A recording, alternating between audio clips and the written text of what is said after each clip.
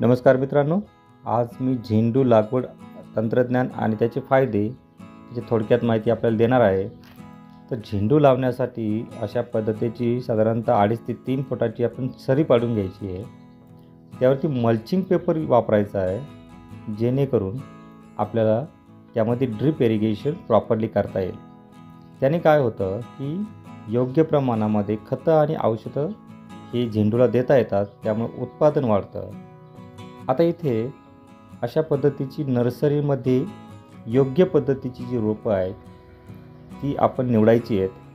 साधारणतः ₹4 काडीप्रमाणे आपल्याला एक फ्लावरचं जर्मिनेट झालेलं सीड मिळतं. ते आणून ते प्रॉपर जे मल्चिंग केलेलं आहे आपण त्यामध्ये जर लावलं तर साधारणतः पीक चांगलं येतं आणि उत्पन्नामध्ये फायदा होतो. आता झेंडूचे फायदे काय आहे?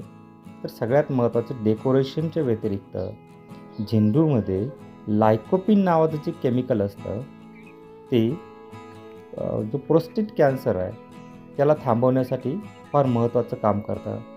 अँटीऑक्सिडंट म्हणूनही ते काम करतं.